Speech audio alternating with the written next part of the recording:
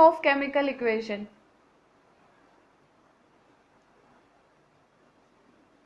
हमारे पास equation given है that nitrogen plus hydrogen gives ammonia, N2 + 3H2 gives ammonia.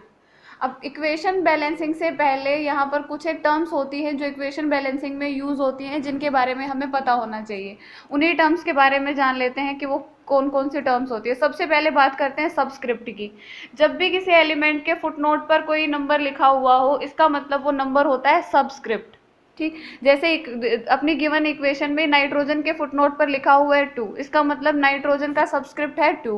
Hydrogen के नीचे footnote पे भी लिखा हुआ है 2, हाइड्रोजन का सबस्क्रिप्ट भी 2। एज वेल एज अमोनिया में देखते हैं हाइड्रोजन के फुटनोट पर लिखा हुआ है 3, इसका मतलब हाइड्रोजन का सबस्क्रिप्ट है 3। After then we will come to coefficient. जब भी किसी एलिमेंट या एटम के सामने जो नंबर लिखे हुए होते हैं उनको कोफिशिएंट बोलते हैं। And then we will come to formula. जब हम इक्वेशन बैलेंसिंग करते हैं तो उनमें नंबर ऑफ एटम काउंटिंग का सबसे अहम योगदान रहता है। तो हम अब वही देखेंगे कि नंबर ऑफ एटम्स को कैसे काउंट किया जाता है। नंबर ऑफ एटम काउंट करने में हम दो चीज़ों का इस्तेमाल करेंगे, कोफिशिएंट का और सबस्क्रिप्ट का। नंबर ऑफ एटम काउंट करने के लिए अगर सिर्फ किसी एटम के नीचे सबस्क्रिप्ट लिखा हुआ है तो इसका मतलब उस एलिमेंट के उतने ही एटम इंक्लूड है, उतने ही एटम गिवन है। जैसे फॉर एग्जाम्पल के लिए यहाँ पर N2 में N के नीचे सबस्क्रिप्ट यूज किया हुआ है 2, मतलब नाइट्रोजन एलिमेंट के कितने एटम यूज्ड है यहाँ पर 2। और अगर किसी भी एलिमेंट में या अगर किसी भी स्केलेटल इक्वेशन में सबस्क्रिप्ट के साथ साथ कोफिशिएंट दिया हुआ होता है तो वहाँ नंबर ऑफ एटम काउंट करने के लिए हम कोफिशिएंट और सबस्क्रिप्ट दोनों को मल्टीप्लाई कर देते हैं। जैसे यहाँ गिवन इक्वेशन में है N2 + 3H2। अब H2 के साथ 2 सबस्क्रिप्ट एंड 3 कोफिशिएंट, तो यहाँ पर total number of atom count करने के लिए हम और 3 और 2 को क्या कर देंगे, मल्टीप्लाई। मतलब रिएक्टेंट साइड में हाइड्रोजन के कितने एटम हो गए, 6। ऐसे ही अगर हम प्रोडक्ट साइड में देखें तो कोफिशिएंट 2 दोनों के आगे लिखा हुआ है, नाइट्रोजन के साथ एज वेल एज हाइड्रोजन के साथ।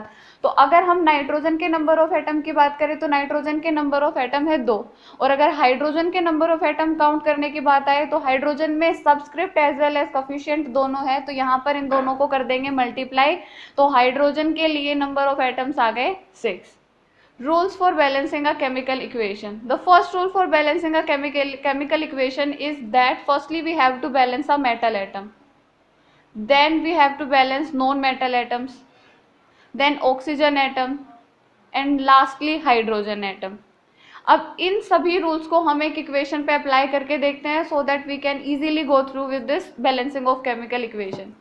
हमने अपनी स्केलेटल इक्वेशन यूज करी, Mg3N2 + H2O gives MgOH whole twice + 2NH3. Here arrow regarding NH3 denotes that ammonia is a gas which may be evaporated. So balancing के लिए हम सबसे पहले हमें ये पता होना चाहिए कि इस इक्वेशन में हमारे कौन से मेटल एटम्स है और कौन सी नॉन मेटल एटम्स है। Oxygen, hydrogen are very easy to identify. तो सबसे पहले मेटल देखते हैं। यहाँ पर है magnesium metal atom and nitrogen non metal atom. तो सबसे पहला स्टेप होता है हमारा बैलेंसिंग द मेटल एटम। तो मेटल एटम को बैलेंस करेंगे। अगर हम लेफ्ट हैंड साइड में रिएक्टेंट साइड में मैग्नीशियम एटम काउंट करें then there are 3 magnesium atom in the reactant side, and in the product side there is only 1 magnesium atom. तो हमें सबसे पहले मैग्नीशियम एटम को बैलेंस करने के लिए प्रोडक्ट साइड में कितने मैग्नीशियम एटम करने पड़ेंगे, एडजस्ट करने पड़ेंगे 3। तो हम कर देते हैं हम मैग्नीशियम को 3 से multiply in the product side. Then equation will become Mg3N2 + H2O gives 3MgOH whole twice + 2NH3। Metal atom balance हो गई। After then we will come to our second step, non metal atoms. अब इस equation में non metal atom है nitrogen. Oxygen is also a non metal atom, hydrogen is also a non metal atom, but अभी हम nitrogen की बात करेंगे क्योंकि ऑक्सीजन और हाइड्रोजन के regarding our 3rd and 4th rule exist. So nitrogen atom balancing से पहले हमें नाइट्रोजन एटम काउंट करने पड़ेंगे in the reactant side as well as in the product side. तो अगर रिएक्टेंट साइड में नाइट्रोजन एटम को काउंट करें then there are 2 nitrogen atom in the reactant side, and अगर प्रोडक्ट साइड की बात करें then there are also 2 nitrogen in the product side. तो हमें यहाँ पर नाइट्रोजन क्या मिले, बैलेंस मिले। तो यहाँ पर हमें नाइट्रोजन को बैलेंस करने की नीड नहीं है। अब जैसे ही हमने अपना पहला स्टेप कंप्लीट किया then move to our first step. वापिस से पहले स्टेप पर जाएंगे कि अगर मेटल एटम में इम्बैलेंसी कुछ अराइज हुई है तो उसको बैलेंस करेंगे प्राइमरीली। तो हम अगर इक्वेशन को देखें तो अपने मैग्नीशियम 3 है लेफ्ट हैंड साइड में और राइट हैंड साइड में भी 3 है, तो मैग्नीशियम एटम बैलेंस है, नाइट्रोजन एटम बैलेंस है। Then we will move to our third step, oxygen atom balancing. अगर हम ऑक्सीजन एटम को बैलेंस करें then we will count the oxygen atom before. Left hand side में अगर देखें reactant side में तो ऑक्सीजन एटम है 1, और अगर राइट हैंड साइड की बात करें तो ऑक्सीजन एटम है 6। तो हमें इनको बैलेंस करने के लिए सबसे पहले लेफ्ट हैंड साइड में कितने ऑक्सीजन अरेंज करने पड़ेंगे, 6 ऑक्सीजन अरेंज करने पड़ेंगे, 6 ऑक्सीजन बनाने पड़ेंगे। तो हमने कर दिया H2O के कफिशिएंट में 6 को मल्टीप्लाई, जिससे कि ऑक्सीजन के कितने एटम हो गए, 6 ऑक्सीजन एटम। अब देखो अगर इक्वेशन को देखें तो अपने सबसे पहले magnesium atom, 3 magnesium atom on the left hand side and 3 magnesium on the right hand side balance.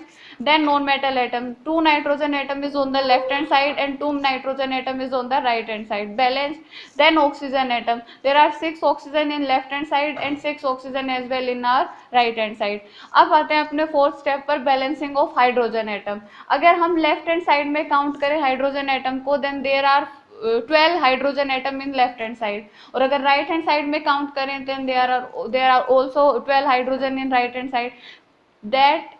that our reaction is balanced, our equation is balanced.